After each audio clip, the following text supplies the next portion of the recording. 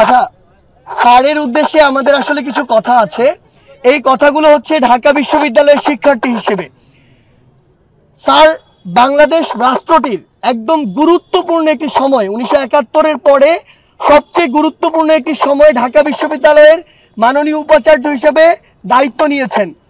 আমরা বিশ্বাস করি পুরো বাংলাদেশের, ঢাকা বিশ্ববিদ্যালয় সহ পুরো বাংলাদেশের এই মুহূর্তে ঢাকা বিশ্ববিদ্যালয়ের মাননীয় উপাচার্য স্যারের কাছে প্রত্যাশার যে পারদ, সেটি আসলে অনেক বেশি। আমরা বিশ্বাস করি যে এই জায়গা থেকে স্যারের আসলে এমন একটি সময় স্যার এসেছেন যখন স্যারের এই ঢাকা বিশ্ববিদ্যালয়কে নিয়ে কিছু করে দেখানোর সময় হয়েছে। পুরো বাংলাদেশ এই মুহূর্তে, পুরো বাংলাদেশ এবং বাংলাদেশের অন্যান্য বিশ্ববিদ্যালয়গুলো সহ শিক্ষা প্রতিষ্ঠানগুলো ঢাকা বিশ্ববিদ্যালয়ের দিকে তাকিয়ে আছে এই মুহূর্তে। তো সেই জায়গা থেকে আবারও 1971 সালের পরে ঢাকা বিশ্ববিদ্যালয় যেভাবে পথ দেখাবে, বাংলাদেশ সেভাবে পথ দেখবে। এই জায়গা থেকে স্যারের কাছে আমাদের যে প্রত্যাশা, যে বিশ্ববিদ্যালয়গুলো এতদিন 16 বছরের ফ্যাসিস্ট আমল থেকে শুরু করে এর পূর্বে যেভাবে রাজনীতির যে অসৎ চর্চা, সেই চর্চার এক একটি আতুর ঘর হয়ে থাকতো, ঢাকা বিশ্ববিদ্যালয় যেন সেই বাধা থেকে ছিন্ন করে নিজেকে বের করে নিয়ে আসতে পারে।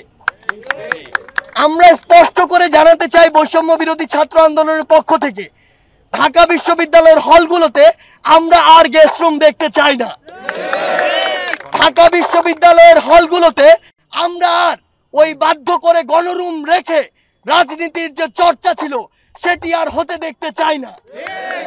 আমরা স্পষ্ট করে বলতে চাই, ডিপার্টমেন্টগুলোতে শিক্ষকদের যে একক ছত্র স্বেচ্ছাচারিতা থাকে সেটিও আমরা আর দেখতে চাই না। আবার কর্মচারী সমিতি সহ বিভিন্ন সমিতির নাম করে বিশ্ববিদ্যালয়গুলোতে শিক্ষার্থীদের সেবা থেকে অন্য কাজে নিজেকে ব্যস্ত রাখার যে ট্র্যাডিশন, সেগুলো আমরা আর দেখতে চাই না। শিক্ষার্থীদের পক্ষ থেকে স্পষ্ট বার্তা, ঢাকা বিশ্ববিদ্যালয় পুরো পৃথিবীর সামনে বাংলাদেশের হয়ে একটি রোল মডেল হয়ে থাকুক এবং আজ 2024 সালে ছাত্র জনতার গণঅভ্যুত্থানের মাধ্যমে বৈষম্য বিরোধী ছাত্র আন্দোলনের হাত ধরে যে নতুন একটি সময় শুরু হয়েছে, আমরা বিশ্বাস করি স্যারের হাত দিয়ে আমরা এটা প্রত্যাশা করব না যে স্যার আসলে তার সময় সব করে ফেলবেন, কিন্তু আমরা এটি দেখতে চাই যে স্যার সবগুলো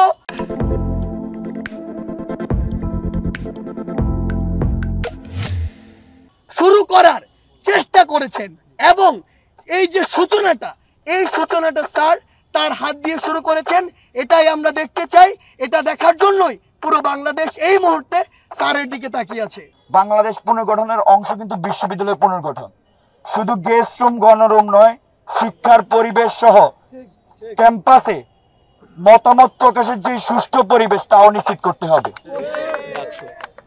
খুব শীঘ্রই যাতে বিশ্ববিদ্যালয়ে ছাত্র সংসদ চালু করা হয়, সেই দাবি আমাদের চার কাছে থাকবে।